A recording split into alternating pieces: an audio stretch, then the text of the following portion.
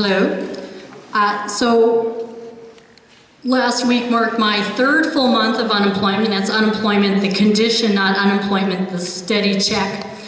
And celebrations were muted. I had many interviews, and I think now I have a job. Most of these interviews were on the phone. They were for jobs in other countries and in other states. And you'd think that would give me an advantage because people couldn't see this and this and this.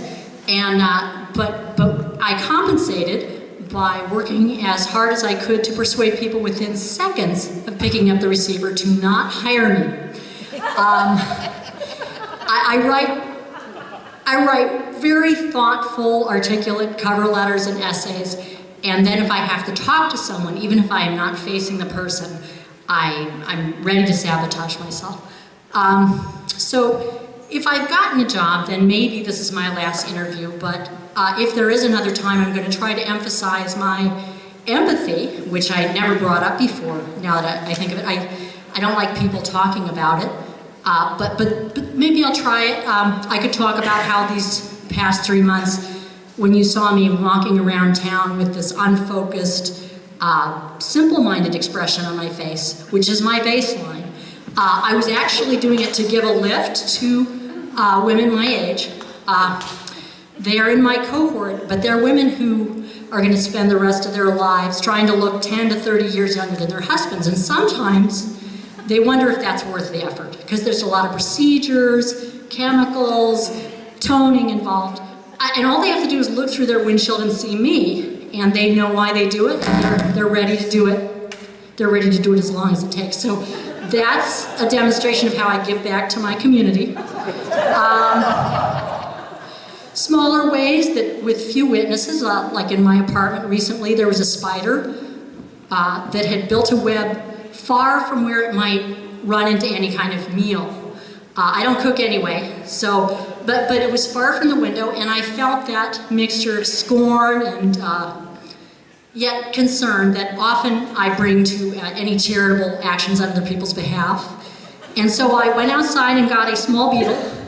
It seemed very small to me anyway, and I brought it back up and I carefully dropped it in the web, and it frantically thrashed, ripping the web, destroying the spider's home, wasting its work, and probably causing it to prematurely die.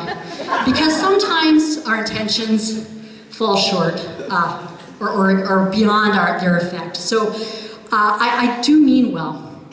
And then also on the line of some, arachnid sympathy, I realized, sorry I'm shouting, I realized recently that I'm sympathetic toward Hillary, which I didn't really think I could be, but she's another person who's been interviewing about 10 years for this position, and you get worse and worse at it, and she's an example of that.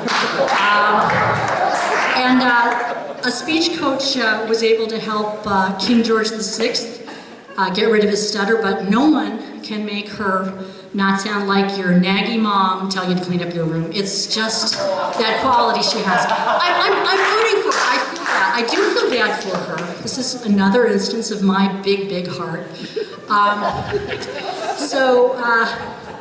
And I also sympathize with her because I've gotten a letter of recommendation before from someone who didn't really want to write one. So in the middle of all these accolades, there was this sentence. Susan is very confident of her opinions and would do well to work closely with her supervisor. And maybe Hillary felt similar on Super Tuesday when she was in a very lackluster tone endorsed by Al Franken and Governor Hickenlooper of Colorado, sort of like, yeah, she's the one for us. So I'm just hoping that when Hillary and I settle into our new jobs and we feel more comfortable, we're going to expose to all the glittering geode of the abilities that always lay beneath our stony shell.